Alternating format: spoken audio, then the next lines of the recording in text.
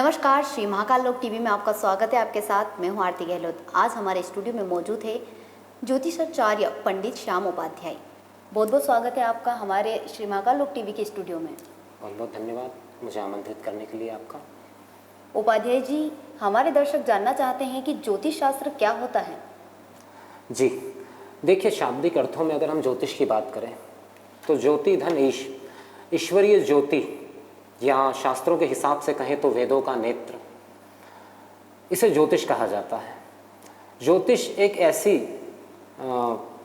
ऐसा ज्ञान है, ऐसी विद्या है जिसके द्वारा, जैसे कि हम अगर कहें अंधकार, ज्योति का अर्थ होता है प्रकाश जी। तो जीवन के आने वाले समय का जो अंधकार हमारे मन में बना हुआ रहता है उसको प्रकाशित करने के लिए जिस विद्या का उपयोग किया जाता है उसे हम ज्योतिष कहते हैं। ज्योतिष 7 ग्रहों, 12 राशियों और 27 नक्षत्रों का एक समूह है जिसके द्वारा व्यक्ति के कर्म निर्धारण होते हैं, क्योंकि हमारे शास्त्र कहते हैं कि भाग्य कर्म की प्रेरणा देता है जी। और कर्म और भाग्य की जो प्रेरणा है वो हमें ग्रहों के माध्यम से मिलती है जी। जो ज्योतिष का पूर्ण अर्थ यह है कि हमारे जीवन में आने वाले अच्छे बुरे, सही गलत या संकट, हर किसी का विश्लेषण अगर हम समय से पहले थोड़ा सा कर पाएं, थोड़ी सी रोशनी उस पर डाल पाएं, तो शायद हम अपने जीवन को समृद्ध और उन्नतिशील बना सकते हैं। ज्योतिष शास्त्र को लेकर जो भ्रांतियां फैलाई जा रही है, इस विषय को लेकर के आपका क्या कहना है। देखिए, भ्रांतियां हर एक विषय में होती है जी। जब भी किसी विषय का पूर्ण ज्ञान नहीं होता, और सांसारिक नियम है कि जब भी कोई ऐसा ज्ञान, ऐसा शास्त्र जिस पर कि लोग जल्दी विश्वास कर लेते हैं, आंखें बंद करके विश्वास कर लेते हैं, तो ऐसे ज्ञान का दुरुपयोग होना स्वाभाविक है। कई लोग हैं जो करते हैं, क्योंकि जो ज्ञान दे रहा है उसको भी नहीं पता और जो उससे ज्ञान ले रहे हैं उनको भी नहीं पता कि वास्तव में बात किस चीज़ की हो रही है। देखा जाए तो ये पूर्ण रूप से एक शास्त्र था।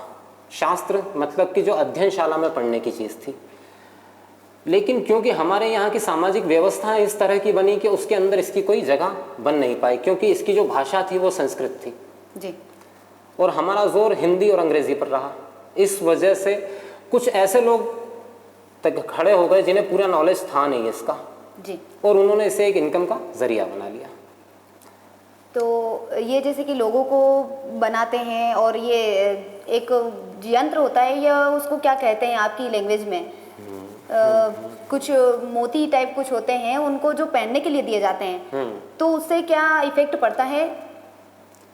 देखिए, सबसे पहली बात तो ये है कि यंत्र क्या है, सबसे पहले ये जानना होगा। यंत्र बेसिकली एक आकृति है जी। हम जितनी भी प्रार्थनाएं अपने जीवन काल में करते हैं वो कहीं ना कहीं आकृतियों से बंधी हुई है। विशेष रूप से हिंदू धर्म में हम आकृतियों की पूजा करते हैं जी। जब हम महादेव की भी बात करते हैं तो हम एक शिवलिंग की पूजा करते हैं, एक आकृति की पूजा करते हैं जी। उसी तरह से जैसे कि हम प्रकृति में अगर देखें तो साउथ नॉर्थ 2 पोल हैं।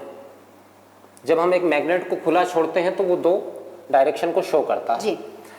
आकृतियां एनर्जी को ट्रांसफर करने का काम करती हैं। जिस चीज़ की एनर्जी आपके पास में कम है उस एनर्जी को आप तक पहुंचाने का काम करती है। तो क्या इसका फायदा आम लोगों को मिलता है क्या। आम लोगों को मिल सकता है, लेकिन अगर वो यंत्र ठीक से बनाया हुआ हो, अगर वो सही तरीके से बना हुआ हो, सही एंगल से बना हुआ हो, क्योंकि जब कोई यंत्र बनता है तो उसका समय और किन मंत्रों के माध्यम से उसको बनाया जाएगा और कितना मेजरमेंट उसका होना चाहिए, हर चीज़ फिक्स होती है। ऐसे नहीं जैसे आज के मार्केट में आप देखते हैं कि आप कहीं भी खड़े हो गए और आपने यंत्र खरीद लिया, वो उन यंत्रों के लिए नहीं है। ये कहीं ना कहीं एक फ्रॉड है जो चल रहा है कंटिन्यू।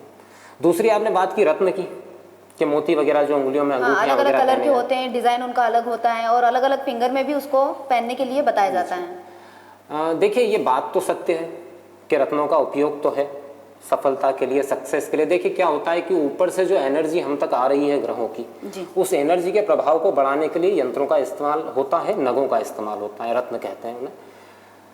अब उसमें एक समस्या यह है कि एक तो उस रत्न की पहचान वो हमारे पास में स्पष्ट दृष्टिकोण नहीं है, सामने वाले ने जो कह दिया वो हमें मानना पड़ता है। थोड़ा सा मैं इस मामले में एक बात जरूर कहूँगा कि रत्न जो है वो एक तरह से मेडिसिन है जी। जैसे कि अगर कोई आपसे कहे कि आपकी बॉडी में हीमोग्लोबिन का प्रॉब्लम है, हीमोग्लोबिन कम है, तो ज़्यादा बेहतर क्या होगा कि हीमोग्लोबिन की टैबलेट खाई जाए या ये बेहतर होगा कि जो डाइट में हम कुछ फॉलो कर लें जिससे कि हमारा हीमोग्लोबिन बढ़ जाए, तो वो तो एक लास्ट ऑप्शन है। लेकिन क्योंकि इसमें बिजनेस बहुत ज़्यादा है इसलिए हर कोई किसी को यंत्र या रत्न सजेस्ट कर रहा है। जी।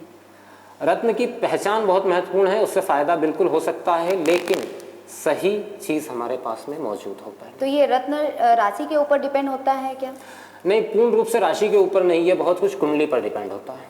जन्म कुंडली जो बनाई जाती है उसके ऊपर डिपेंड होता है। सिर्फ राशि के आधार पर कोई रत्न आप धारण कर लेंगे तो गलती हो सकती है। जी। तो रत्न से आम लोगों को फायदा होता है? जी बिल्कुल, अगर सही रत्न पहना है तो उससे फायदा जरूर होगा। और ज्योतिष का भौतिक जीवन से किस प्रकार से संबंध है? देखिए, ये सवाल कई बार उठता है कि भौतिक जीवन से इसका संबंध कैसे स्थापित किया जा सकता है। मैं आपको एक छोटे से एग्जाम्पल के तौर पर एक बात बताता हूँ कि सभी जानते हैं, विज्ञान की पुस्तकों में ये मौजूद है कि समुद्र में ज्वार भाटा उठता है। जी। ज्वार भाटा अगर आप देखेंगे तो ज़्यादातर पूर्णमासी के दिन या उसके आसपास उठता है समुद्र में ज्वार भाटा। और उसका रीज़न जो वैज्ञानिक तथ्य दिया जाता है वो ये दिया जाता है कि नमक और पानी का जो संतुलन समुद्र के अंदर है उसकी वजह से चंद्रमा की किरणों की तरफ समुद्र का पानी आकर्षित होता है। अब इसको अगर हम थोड़ा और वृहद रूप में देखें तो हमारी बॉडी में भी नमक और पानी का वही परसेंटेज है जो समुद्र में मौजूद है। जी। तो जैसे सागर की एक बूंद में वही सारे गुण होते हैं जो पूरे सागर में होते हैं, ठीक है ना। अगर हम अपने आप को वो सागर की बूंद मान लें जी। तो हम पर भी उस चंद्रमा की किरणों का वही असर हो रहा है जो सागर के पानी पर हो रहा है। जी। ये एक सीधा सा संबंध स्थापित होता है। अगर हम कहें कि जैसे कई लोगों का ये तर्क होता है कि ग्रह तो हमसे इतनी दूर हैं, जी। उनका असर हमारे जीवन पे कैसे पड़ सकता है, लेकिन ग्रहों में सबसे ज़्यादा दूर तो सूर्य है। लेकिन इसके बावजूद जब हम धूप में जाते हैं तो हमें पसीना निकलता है। दो पौधे की पत्तियां कभी एक समान नहीं होती, दो अलग अलग प्रजाति के। जुड़वा बच्चों के फिंगरप्रिंट कभी एक समान नहीं होते। जी। रेयरेस्ट केस में होता है कि शायद एक जैसे हो जाएं, लेकिन फिंगरप्रिंट अलग अलग होते हैं। तो यहाँ ये बात तो हमको माननी ही पड़ेगी कि जो प्रकृति हमको जन्म दे रही है उस प्रकृति ने एक खास तरह का डिफरेंस हम सब में दिया है। और ये डिफरेंस इसीलिए है क्योंकि ज्योतिषीय गणना के आधार पर जब जन्म होता है तो हर व्यक्ति की एक कुंडली अलग तरह की बनती है। आजकल हर व्यक्ति को काल सर्प दोष बता दिया जाता है, तो ये कितना सत्य है? देखिए, सबसे पहले तो काल सर्प दोष है क्या? काल सर्प दोष दो ग्रहों से बनता है, राहु और केतु। जी। दो ग्रह बताए गए हैं जिनसे काल सर्प दोष का निर्माण होता है। ये टोटल 12 प्रकार के होते हैं जिसमें से 6 दोष हैं और 6 योग हैं। मतलब 6 जो हैं वो पॉजिटिव हैं और 6 जो हैं वो नेगेटिव हैं।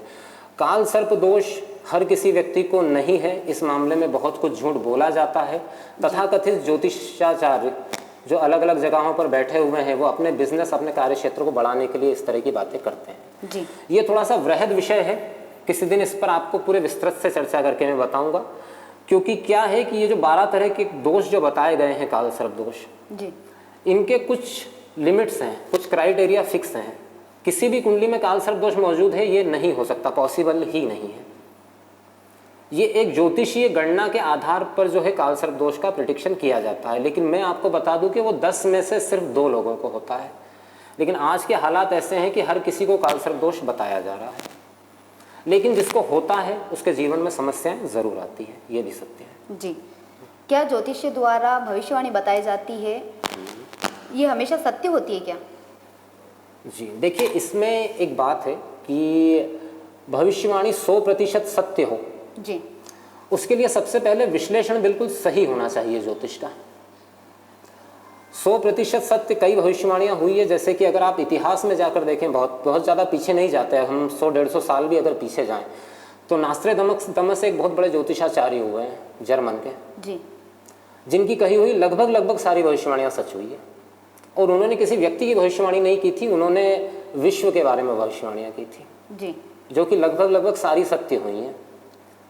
इसके अलावा ज्योतिष जब कोई भविष्यवाणी करता है स्पष्ट रूप से, जी, तो ये बहुत कुछ निर्भर करेगा उस पर कि वो देश काल और परिस्थिति में कैसे कर रहा है वो भविष्यवाणी।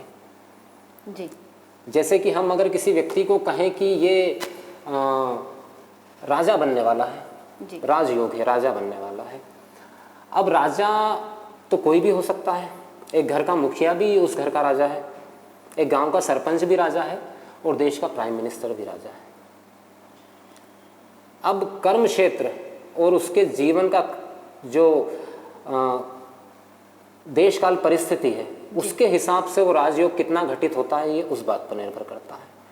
वरना जो राजयोग प्रधानमंत्री की कुंडली में है वो शायद किसी और की कुंडली में भी हो सकता है, लेकिन वो व्यक्ति सिर्फ अपने मोहल्ले का राजा है, मतलब आई थिंक कह सकते हैं पार्षद बना हुआ है जी।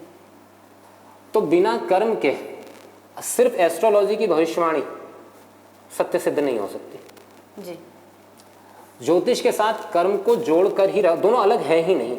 एक्चुअली ये जो अभी किंवदंतियां चलती है कि नहीं बस भाग्य से हो जाएगा, नहीं, भाग्य आपको कर्म की प्रेरणा देगा। अब आप कर्म कितना करते हो, कितना पोटेंशियल दिखाते हो, कितनी स्ट्रेंथ दिखाते हो, उस पर निर्भर करेगा कि आप कितनी सफलता प्राप्त करते हैं।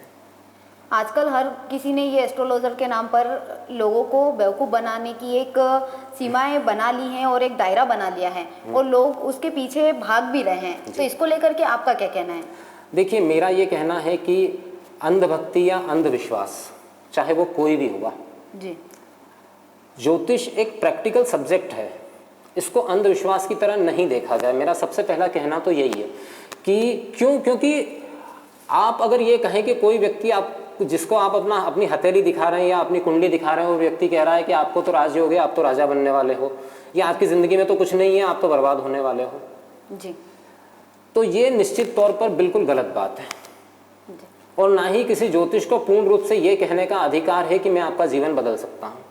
कोई ज्योतिष अगर ये कहता है कि यार मेरे बताई हुई एक अंगूठी आप पहन लीजिए और आपकी ज़िंदगी बदल जाएगी, तो वो झूठ बोल रहा है। और मैं इस बात पर बिल्कुल क्लियर हूँ, स्पष्ट रूप से ये बात कह रहा हूँ, क्योंकि अगर सिर्फ एक अंगूठी पहनने से जीवन बदल सकता तो शायद बहुत सारे लोगों का बदल चुका होता। लेकिन देखिए, एक बात क्या है आरती ना, कि जब चीज़ों का व्यवसायीकरण होता है जी, तो उससे कोई भी चीज़ अछूती नहीं रह सकती। एक बिजनेस बना लिया उन लोगों ने, मतलब अपना एक। वो लोग क्या करते हैं कि अभी अगर आप किसी किताब की मार्केट में जाएंगे तो वहाँ बहुत सारी ज्योतिष की किताबें आपको उपलब्ध हो जाएंगी और बहुत महंगी भी नहीं है, 150-200 रुपये की मिल जाएगी। आप उसको लेकर आ जाइए, पढ़ना शुरू करिए और 4 दिन आप एस्ट्रोलॉजर हो गए। जबकि इस सब्जेक्ट को पढ़ने के लिए हमारे शास्त्रों में जो नियम बताए गए वो ये कि 15 साल का बच्चा गुरुकुल में जाता था जी, और वो लगभग 20 या 22 की एज में वहाँ से निकलता था। कितने साल हुए? 5 से 6 साल। तो 6 साल में जिस विद्या को अर्जित करके व्यक्ति निकलता था वो विद्या 200 रुपये में अवेलेबल है मार्केट के अंदर। और 4 घंटे की पढ़ाई, और 4 घंटे की पढ़ाई, 4 घंटे की मेहनत है। उसके बाद में आप बैठ जाइए और आप कोई भी ड्रेसिंग कर लीजिए, ऐसा थोड़ा जो नज़र आता हो। इंसानों को कम से कम मेरे ख्याल से ज्योतिष के मामले में सभी को प्रैक्टिकल सोच रखनी चाहिए। जैसे कि एक बहुत सिंपल सी बात है कि 7 एलिमेंट्स, 7 तत्व, और इन्हीं 7 तत्वों से हमारा शरीर बना हुआ है। जैसे हम कहते हैं ना कि लोहा जैसे बाहर रखा है, अगर धूप लगेगी तो गर्म होगा जी, अगर नमी वाली हवा लगेगी तो जंग लगेगा, ठीक है ना। वही आयरन हमारी बॉडी के अंदर भी है, साइंटिफिकली भी प्रूव है, आयरन है बॉडी में जी। तो वो प्रकृति का असर जो उस लोहे पर हो रहा है वो हम पर भी होगा।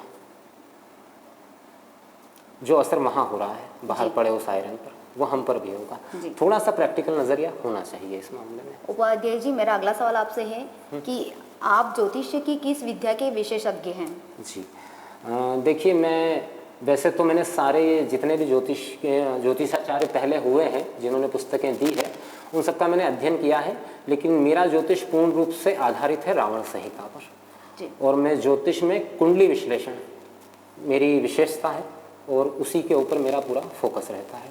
और दूसरा, ज्योतिष समस्या तो बता देता है, दूसरा उपाय जो है, अब समस्या तो है लेकिन समस्या का समाधान कैसे किया जाए उसके उपाय के ऊपर मैं कार्य करता हूँ। मेरा पूरा कार्य उस पर निर्भर है।